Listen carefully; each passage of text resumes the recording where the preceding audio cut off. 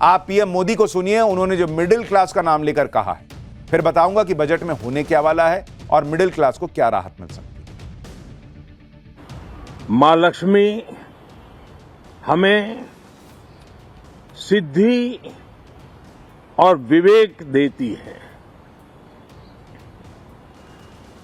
समृद्धि और कल्याण भी देती है।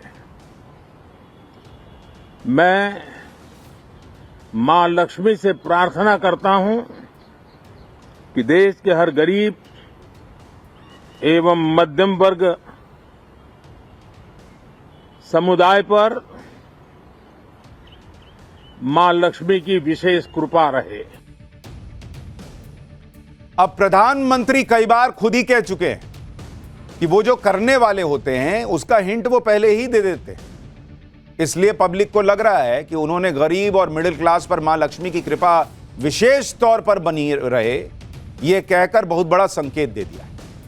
बजट से ठीक पहले पीएम मोदी ने गरीब और मिडिल क्लास पर मां लक्ष्मी की कृपा की बात की और यह सबको पता है कि मां लक्ष्मी की कृपा से समृद्धि और धन की वर्षा होती है। इसलिए पीएम मोदी के बयान का सीधा मतलब अभी तो यही निकाला जा रहा है कि बजट से गरीब और मिडिल क्लास की जेब भरने वाली, और यह तभी हो सकता है जब मोदी सरकार टैक्स में कटौती करे, जिससे मिडिल क्लास की जेब पहले से ज्यादा भरी रहे। हमने कुछ दिन पहले ही आपको पाठशाला में बताया था कि इस बजट से मिडिल क्लास की उम्मीदें क्या हैं। जैसे मिडिल क्लास को उम्मीद है कि भाई न्यू टैक्स रिजीम के तहत 10 लाख रुपए तक सालाना आय को टैक्स फ्री कर दिया जाए, अभी यह 7 लाख की लिमिट है। दूसरा कि 18 से 20 लाख की इनकम पर टैक्स रेट को कम कर 20% किया जाए, अभी 12 से 15 लाख की इनकम पर 20% टैक्स लग जाता है। तीसरा, न्यू टैक्स रिजीम में 30% टैक्स स्लैब को 15 लाख की इनकम से बढ़ाकर 20 लाख से ज्यादा की इनकम पर लागू कर दिया जाए। अब जो प्रधानमंत्री कह रहे हैं, क्या उसका मतलब यही है कि इनमें से कुछ कुछ हो सकता है या सब हो सकता है? क्या उसके लिए जमीन तैयार है? आज आपको यह भी बताऊं। कल का बजट पीएम मोदी के तीसरे कार्यकाल का पहला पूर्ण बजट होने वाला है और बजट से मिडिल क्लास का खास ख्याल रखा जाएगा। इसके संकेत आज सिर्फ प्रधानमंत्री नरेंद्र मोदी ने नहीं दिए, बल्कि राष्ट्रपति द्रौपदी मुर्मू ने भी अपने भाषण में इसका संकेत दिया। मतलब डबल संकेत आया है बॉस। राष्ट्रपति ने क्या कहा वो सुनिए, फिर बताऊंगा कि मिडिल क्लास के पास बजट से उम्मीदों की कौन सी लंबी लिस्ट है। भारत जैसे देश की आर्थिक उन्नति मध्यम वर्ग मिडिल क्लास की आकांक्षाओं और उनकी पूर्ति से परिभाषित होती है। मध्यम वर्ग जितने बड़े सपने देखेगा, देश उतने ही ऊंचा उड़ान भरेगा। मेरे सरकार ने मुक्त स्वर से मध्यम वर्ग के योगदान को न केवल स्वीकारा है, बल्कि हर मौके पर उसे सराहा भी है। सरकारी कर्मचारी भी मिडिल क्लास के अहम प्रतिनिधि है। हाल ही में मेरी सरकार ने सरकारी कर्मचारियों के कल्याण के लिए 8वें वेतन आयोग के गठन का निर्णय लिया है। यानी मन में पहला लड्डू फूटा जब नरेंद्र मोदी ने कहा कि मिडिल क्लास और गरीबों पर मां लक्ष्मी की कृपा विशेष बनी रहे। दूसरा लड्डू फूटा जब राष्ट्रपति ने कह दिया कि देश तभी आगे तेजी से बढ़ेगा जब मिडिल क्लास बड़े सपने देखेगा और वो सपने पूरे कर पाएगा। सपने तो तभी पूरे कर पाएगा जब जेब में लक्ष्मी जी होंगी। लक्ष्मी जी तभी होंगी जब टैक्स थोड़ा कम होगा। तो क्या ये डबल संकेत हैं कि बजट में मिडिल क्लास को राहत मिलने वाली है? राष्ट्रपति द्रौपदी मुर्मू ने अपने भाषण में बहुत अहम बात बोली। उन्होंने कहा कि मोदी सरकार मध्यम वर्ग के योगदान को मानती है, उसकी सराहना करती है। लेकिन अब मिडिल क्लास कह रहा है कि यह तारीफ तो ठीक है, लेकिन कुछ राहत भी तो दीजिए। मिडिल क्लास ये राहत इसलिए मांग रहा है क्योंकि उसे लगता है कि उसने टैक्स पर जरूरत से ज्यादा भार उठाया हुआ है। आप देखिए कि साल 2013-14 में इंडिविजुअल टैक्स पेयर थे 1,66,00,000। मतलब जो लोग टैक्स भरते थे, ये वो टैक्स पेयर्स हैं जो रिटर्न फाइल करते हैं तो जीरो टैक्स नहीं दिखाते हैं। इनकी संख्या साल 2023-24 में बढ़कर 2,81,00,000 पहुंच गई।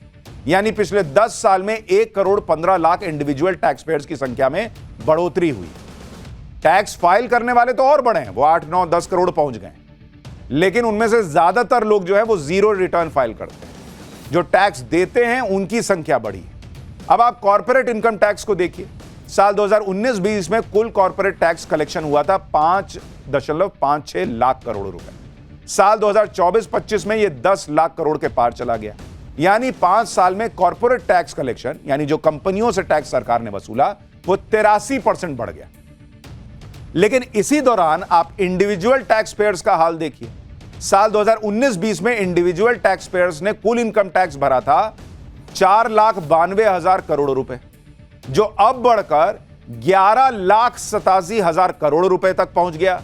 यानी 5 साल में इंडिविजुअल टैक्स पेयर्स का इनकम टैक्स कलेक्शन 141% बढ़ गया बॉस। 5 साल में इंडिविजुअल टैक्स पेयर्स ने कॉर्पोरेट टैक्स से करीब 1.5 लाख करोड़ रुपए ज्यादा इनकम टैक्स भरा है। यानी इंडिविजुअल टैक्स पेयर्स की संख्या भी बढ़ी, उन्होंने ज्यादा टैक्स भी भरा, लेकिन सवाल है कि उनको रिटर्न में क्या मिला। यह भी दिखाता हूं आपको। देखिए, पिछले साल के इकोनॉमिक सर्वे के मुताबिक साल 2020 से साल 2023 के बीच कॉर्पोरेट प्रॉफिट 4 गुना बढ़ गया।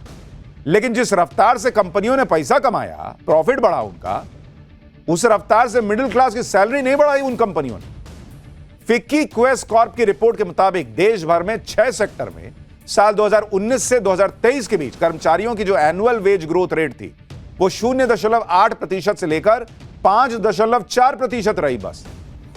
मतलब बहुत कंपनी पैसा कमाई तो 5-5.5% का आपको इंक्रीमेंट दे दिया, इससे ज्यादा नहीं दी।